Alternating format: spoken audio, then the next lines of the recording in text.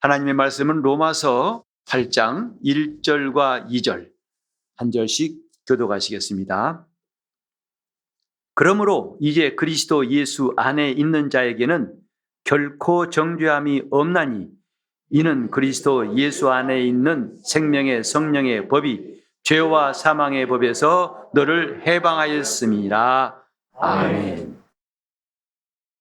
오늘도 하나님 앞에 감사함으로 또 기쁨으로 예배한 여러분 심령 가운데 하나님께서 주시는 복으로 그리고 은혜의 동산에 여러분이 날마다 충만한 복으로 참여할 수 있고 강건할 수 있기를 예수 이름으로 축복합니다. 아멘. 오늘 이제 예배 끝나고 설교 마친 다음에 성찬식을 할 때 참 오랜만에 하게 됩니다. 2년이 훨씬 넘은 세월 끝에 하게 되는데 코로나가 이제 막바지에 출구가 보이는 이 시점에서 하나하나 우리 교회의 모든 기능들이 회복되고 다시 시작된 것을 감사드립니다. 아멘. 전도서에 나와 있는 것처럼 만물의 때가 있다 하신 말씀 기억합니다. 심을 때가 있으면 뽑을 때가 있고 또 울 때가 있으면 웃을 때가 있고 하나님의 모든 범사에는 다 때를 정하시고 일하시는 걸 볼 때에 우리는 빨리 지금 시간이 지나갔으면 하는 조급함, 너무 견디니까 힘들다고 하는 우리 탄식보다도 지금 이 모든 것들을 하나님께서 왜 허락하셨을까? 하나님이 왜 이렇게 하셨을까? 이것을 깨닫고 그때그때마다 교훈을 받는다면 참 귀한 성도로 살아갈 수가 있을 것입니다. 아멘. 코로나 기간 동안 우리가 많은 것을 생각하게 되었을 것입니다. 참 이 모든 시간들이 힘들기도 하고 지루하기도 하고 또 괴롭기도 하고 답답하기도 하고 삶의 더더욱 어려운 순간들을 맞이하면서 정말 힘든 세월을 보내면서 여러분들은 어떤 단어가 많이 마음에 떠오르던가요?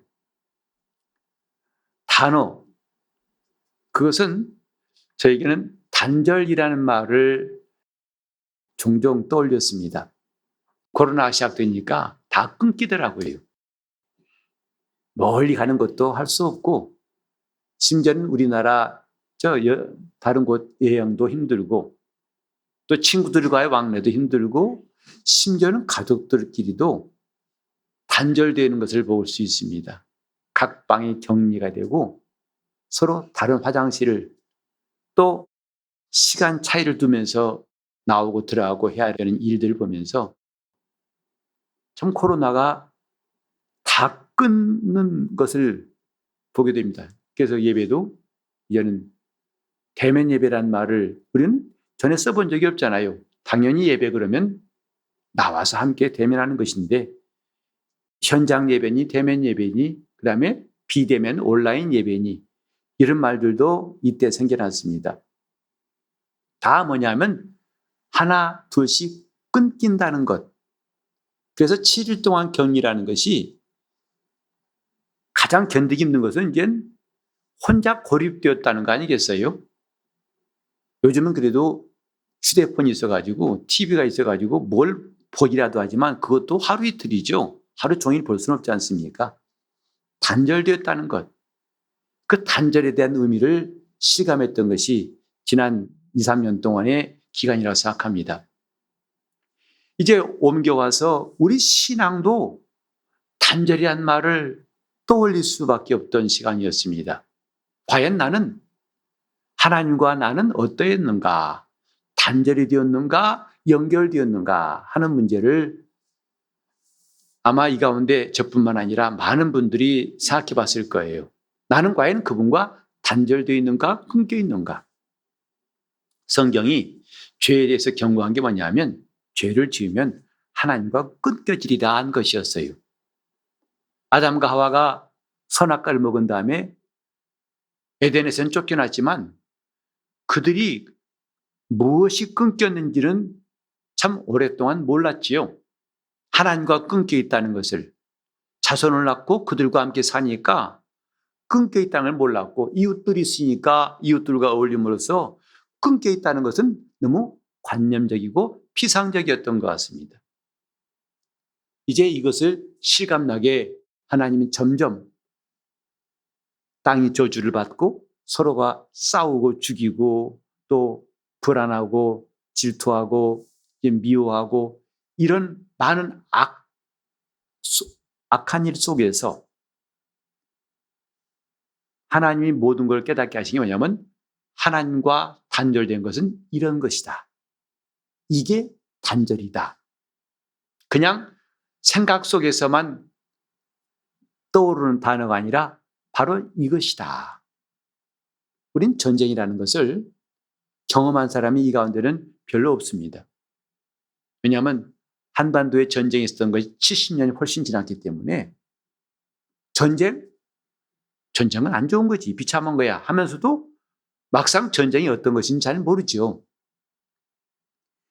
이렇게 사람들이 생각만 하고 그 다음에 그것으로 안다고 하는 것이 막상 닥치면은 새로운 경험들을 하게 됩니다. 아, 이게 보통이네, 아니네, 큰 문제네, 어려운 문제네.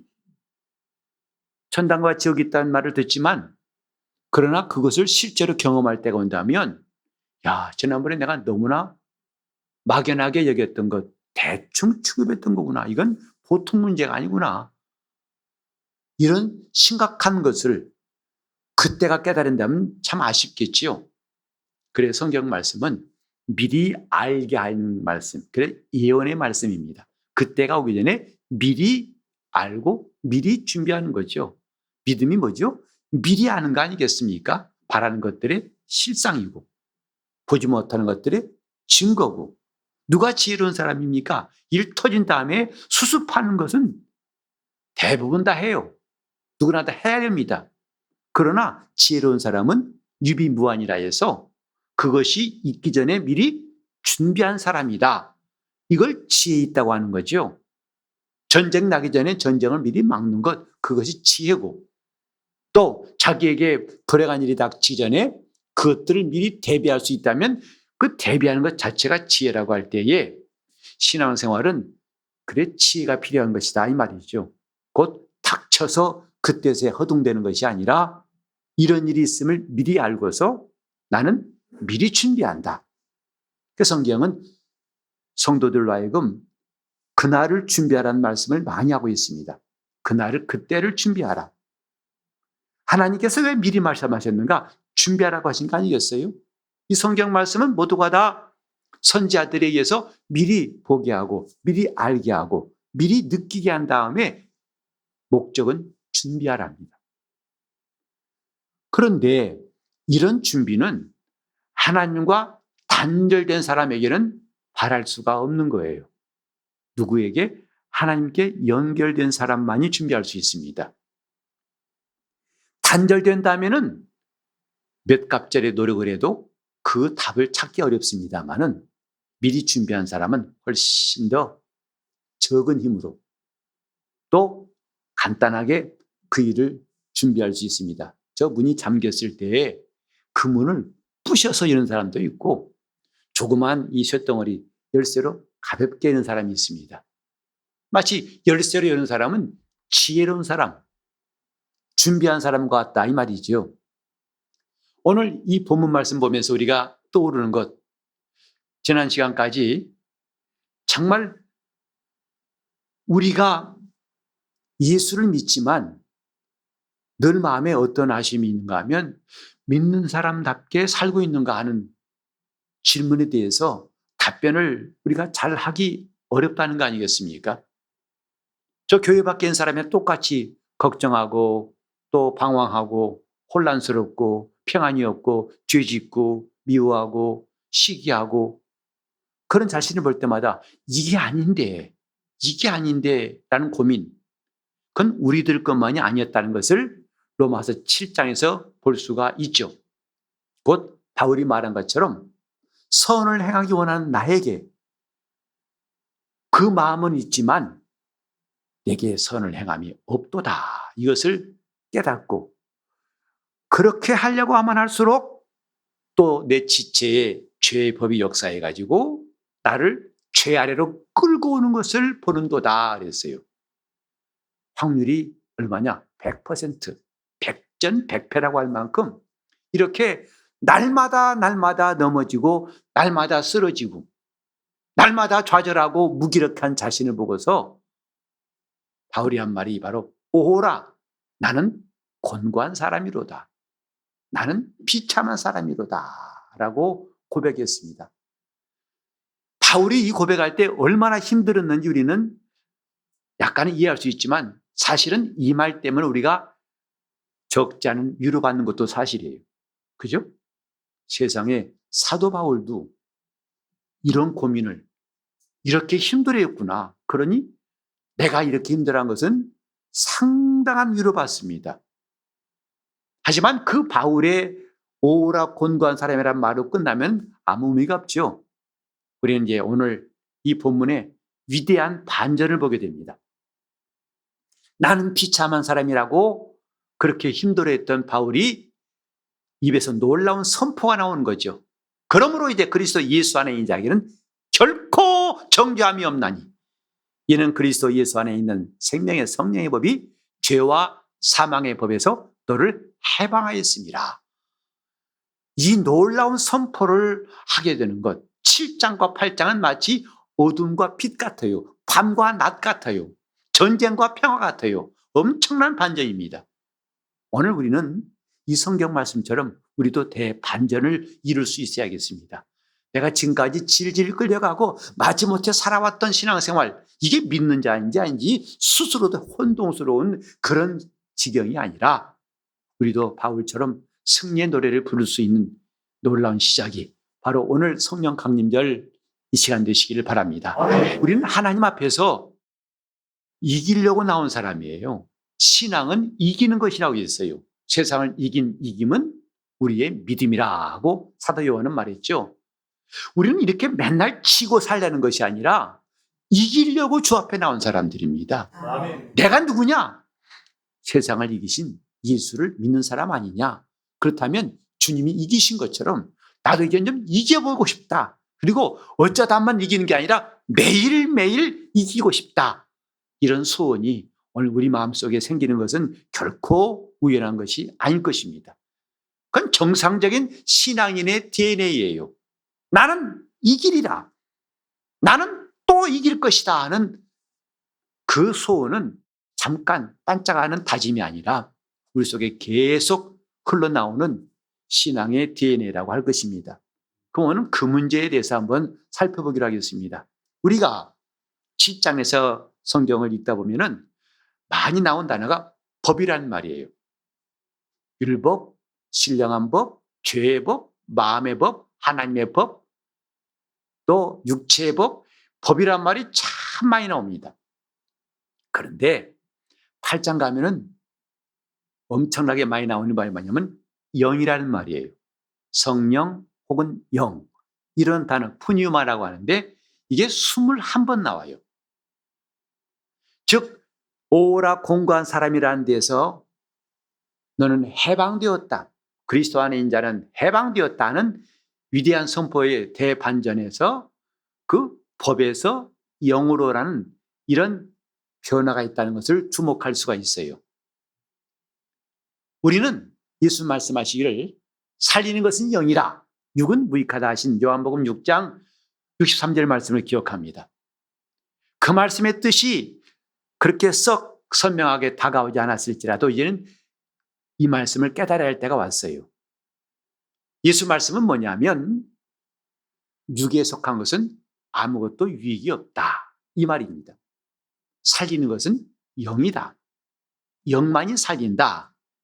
이제 오후부터 시작되는 오후 예배 때 우리가 성령을 따라 행하라 하는 주제를 가지고 또 하나님 말씀을 상고하려고 그래요. 이 문제를 좀 정확하고 자세하게 우리가 배우려고 합니다.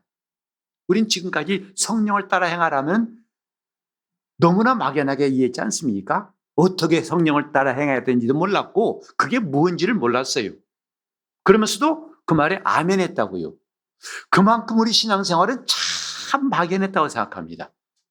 긴 것도 아니고 아닌 것도 아니고 머리로서는 기다고 생각하는데 자기 마음속에는 경험이 없어요. 확신이 없어요. 체험이 없어요. 그리고 그것이 괜찮다고 이래도 괜찮다고 얘기했어요. 하지만 성경 들여다보니까 결코 괜찮다고 하신 적이 없어요. 그것은 매우 불안하고 위험하다는 것을 성경은 가르치고 있습니다. 즉 믿는 둥 마는 둥 해도 괜찮다? 아니요. 주께서 우리에게 주신 것은 두려워하는 마음이 아니요. 오직 이제 담대한 마음, 능력과 믿음과 절제하는 마음이라고 했어요. 신앙은 이기기 위한 것이라고 그랬죠. 오늘 저와 여러분이 이제 관심 갖는 것은 날마다 죄에 무너지고 무기력해진 그런 패배자의 모습이 아니라 이기는 신앙인의 모습을 찾는 것, 그리고 그것을 꼭 잡고 가는 것, 이것이 내 것이 되게 하는 것, 이게 앞으로 우리가 가야 할 길입니다. 여기 보면은 지금 생명의 성령의 법이라 했어요. 그것이 죄와 사망의 법에서 너를 해방하였습니다. 다시 말해서 이 전 상태는 뭐냐면 억압되어 있는 거죠. 패배한 것은 곧 억압되어 있는 것이다 이 말이죠. 묶여 있는 거예요. 자유가 없는 거예요. 안 되는 거예요. 그런데 우리에게 주어진 복은 뭐냐면 해방되었습니다. 저 감옥에 있던 사람이 풀려나는 것처럼 해방된 것이다. 그 비밀이 뭐냐면 생명의 성령의 법이다 이 말이에요.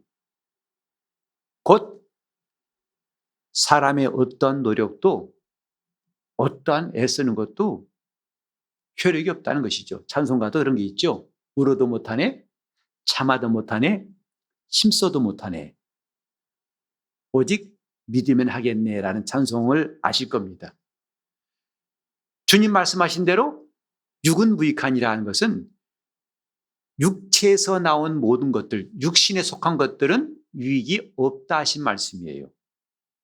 근데 육체라는 것은 단지 이런 우리 뼈와 살을 말하는 것뿐만 아니라 이 육체를 가진 사람에게서 나오는 모든 것들을 통칭하는 거예요.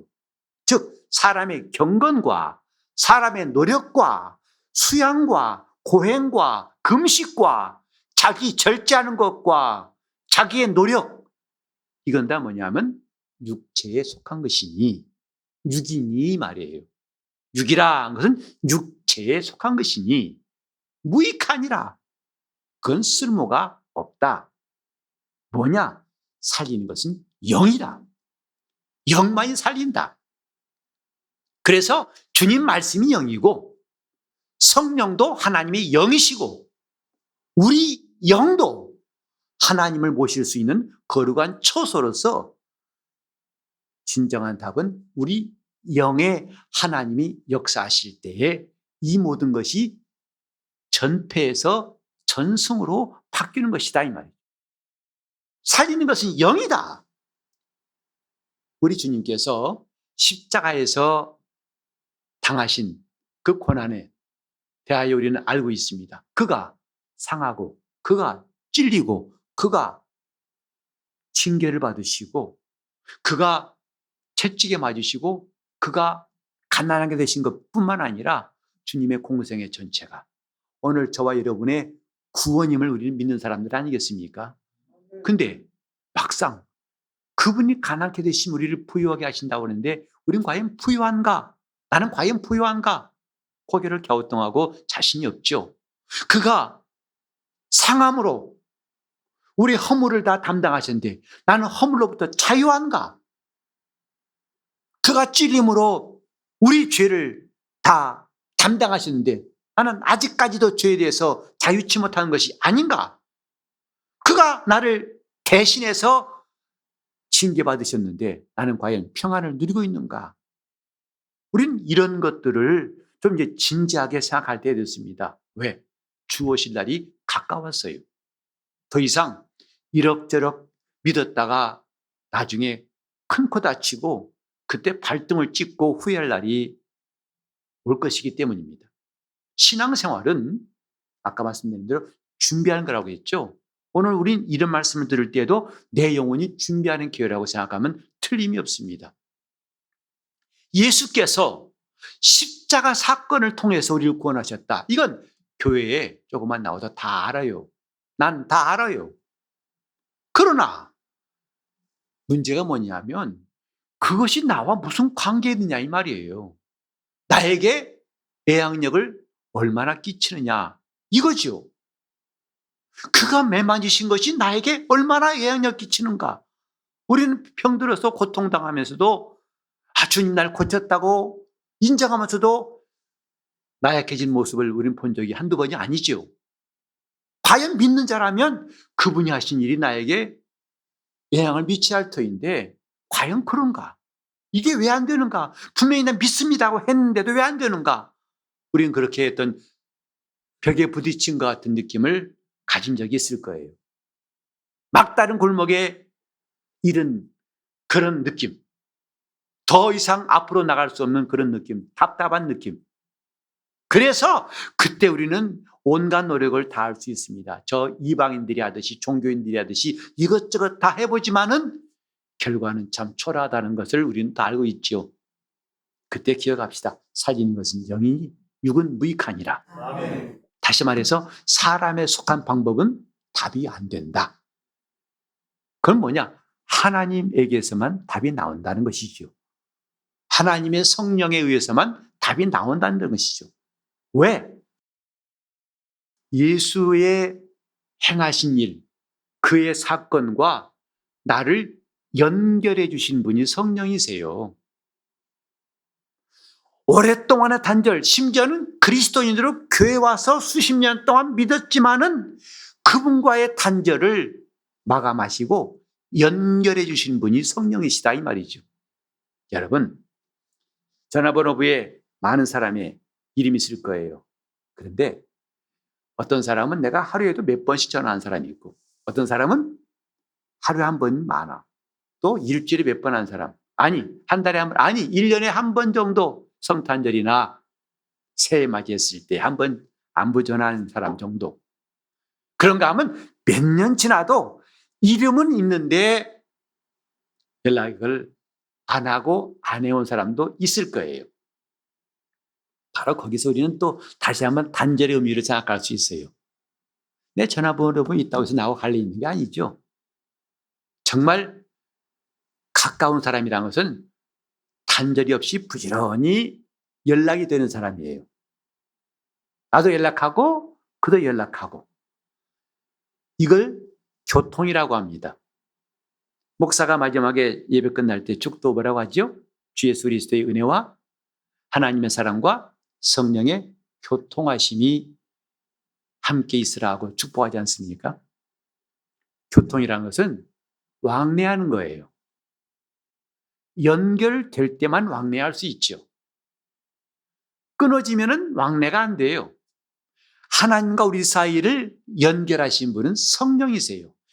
더 구체적으로 예수 그리스도께서 우리를 구원하시기 위해서 행하신 모든 일들이 내 영혼에 그대로 연결되게 역사하신 분이 성령이시다 이 말이죠. 그래서 우리는 주님이 이 땅에 오신 성탄절이 교회의 시작이라 하지 않습니다. 부활하신 그날 그 절기를 교회의 시작이라 보지 않습니다. 주님이 부활하사 40일 동안 이 땅에 계시다가 마침내 하늘에 가신 지 열흘 만에 오순절에 성령이 임하실 때 그때를 교회의 탄생, 기독교의 시작이라고 하는 것이 바로 그 이유입니다. 그때부터 그리스도께서 하신 일이 그의 말씀과 그의 능력이 이제는 사람의 영혼과 연결된 거예요. 끊기지 않고 연결된 거예요. 하나님 말씀이 분명히 성경에 기록되어 있어요. 약속이 분명히 있어요. 그러나 그것이 너무나 막연할 때가 적지 않지 않습니까? 말씀은 있는데, 그러니까 어떤 사람들은 비아냥거립니다. 교회 다니는 사람들은 말은 잘해. 그렇죠? 성경 말씀이 그들보다 더 많이 있으니까. 근데 이것저것 성경 말씀 말하면 와 대단한데라고 하지만 말하는 자신이 공허할 때 있지 않습니까? 말은 하고 있지만 난 이 말씀 믿고 있는가? 하고 스스로 물어볼 때 자기 자신도 자신 없을 때가 있죠. 이 모든 게 뭐냐면 단절이에요. 바로 앞에 와 있는 것 같지만 단절이에요. 우리나라에도 이제 명의라고 하신 분들이 있어요. 이런 각 신체 부분에 대해서 아주 권위가 있는 의사들이 있습니다. 우리 시대의 명의라고 합니다. 그리고 어느 병원 가면 뭘 잘 고친다는 소문이 나 있죠. 그래서 이 병원이 널려있는 시대에 그런 데를 찾는 것도 참 중요한 정보 같아요. 어느 병원 가야지. 근데 막상 그런 데 가려면 대기 시간이 얼마나 긴지 웬만한 유명의사는 2, 3년 지나야만이 진료받을 수 있다고. 잠깐 또 몇 분의 진료지만 그 예약도 그 정도래요. 또 위급할 때 앰뷸런스를 타고 갑니다마는 이른바 골든타임을 넘겨가지고 생명이 회복되지 못한 경우 안타깝지 않습니까? 지금 보세요. 그 많은 의사 가운데, 그 많은 병원 가운데 누가 나를 좀 만나줘야 할 텐데, 내가 그의 도움 받아야 할 텐데, 그것이 연결이 안 되면 결국은 그림의 떡이다 이 말이죠. 위급한 상황에 그 골든타임에 도착해서 그 의료 도움을 받으면 살아날 수 있는 사람인데 그렇지 못해가지고 죽었다 할 때 얼마나 안타깝습니까? 그게 뭐냐면 연결만 됐다면 가능했던 것인데 연결이 안 된 것이다 이 말이죠. 가까이 있는 것 같지만 연결이 안 돼 있어요. 오늘 성경이 가까이 있는 것 같지만 나와 연결이 안 돼 있다면 그와 똑같습니다. 무슨 소용이 있을까? 무슨 소용이 있을까?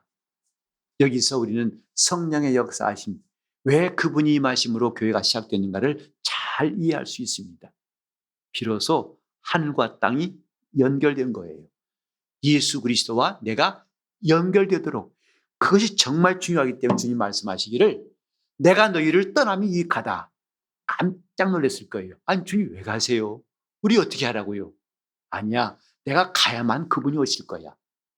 내가 안 가면 그분이 안 오신다. 이것이 유익한 것이라고 주님은 말씀했을 때 사실은 그 당시에도 제자들은 그 말씀이 잘 납득이 안 됐을 겁니다. 하지만 오순절 이후에야 그들은 깨달았을 거예요. 정말 그때 그 말씀이 이런 걸 위함이었구나 하고 했을 것입니다. 중요한 건 연결입니다. 오늘 예배하는 이 시간도 여러분 한 사람 한 사람이 그분과 연결되어 있다면 놀라운 역사를 그분은 베풀어 주실 거예요. 연결되어 있다면 우리는 그분과 통할 수 있을 거예요. 그분께 기도하고 그분께 나갈 수 있고 그분 우리 기도를 들으시고 우리에게 나오실 수 있어요. 연결되어 있다면. 그래 교회는 반드시 예수님이 세우신 교회는 성령이 역사하셔야 한다는 것을 성경은 말하고 있습니다. 우리 교회도 왜 성령의 역사하심이 절실히 필요한가? 그분이 계실 때 교통하심이 있어요. 성령의 교통하심이 오늘부터 우리 주 앞에 갈 때까지 충만할 수 있기를 예수 이름으로 축원합니다. 이게 중요한 거예요. 그래야 성령 충만을 구하는 거죠. 성령 충만은 구호가 아닙니다. 그분이 계셔서 교통하실 때 연결함이 있어요. 오늘 우리가 기도할 때 연결이 안 되니까 기껏 내심으로 한 5분 10분 기도하면 기도할 거 없잖아요. 뭘 기도합니까? 쩝쩝만 타시고 몇 번 반복하다 그것도 지겨우니까 돌아가죠. 이게 연결되지 않는 상태를 우리가 아주 지겹도록 깨달은 게 아닙니까? 중요한 건 연결이에요. 주님, 나 성령을 의지합니다. 이것은 연결의 중요성을 아는 사람이 그렇게 기도할 수가 있는 거예요. 연결되자. 성령과 내가 연결되자. 그 사람만이 사람에 속한 방법을 이제는 중단하고 하나님의 도우심으로 해결할 수 있고 그 사람은 이기는 사람이 될 수 있다 이 말이에요. 그분과 연결되면 이기는 사람이 될 수 있다. 바울은 그걸 깨닫고 로마서 8장에 웅장한 선포한 것입니다. 그러므로 이제 그리스도 예수 안에 있는 자 우리 성경에는 안 나와 있습니다만 다른 번역 성경에 보면 곧 성령과 함께 걷는 자들에게는 결코 정죄함이 없나니라고 했어요. 성령과 함께 걷는 자들, 성령으로 행하는 자들에게는 결코 정죄함이 없나니. 여러분, 지금 우리는 많은 문제가 있어요. 많은 짐들이 있어요. 육신의 무거운 짐도 있고 마음의 짐도 적지 않습니다. 우리는 그냥 남들 앞에서는 태어난 차지만 실상 자기를 공개하다 보면 짐, 문제투성이 아닙니까? 이것을 하나하나 해결하려면 끝이 없어요. 해결도 안 될 것입니다. 하지만 이때 중요한 해결은 뭐냐면 연결이에요. 성령은 나와 우리 주님의 공로를 연결하신 분, 그래서 그가 하신 일이 나에게 적용되게 하신 분, 효력을 내게 하신 분, 그게 성령의 역사예요. 교회가 모일 때마다 성령 충만을 구해야 할 이유는 참 많습니다. 하지만 오늘은 한 가지만 말합시다. 연결이에요. 그리고 그 성령이 역사하실 때 비로소 우리에게 흘러들어오는 것이 생명이에요. 생명은 다름 아닙니다. 성령께서 주시는 겁니다. 그래서 생명의 성령 그랬어요. 성령이 누구시라고요? 생명의 성령이에요.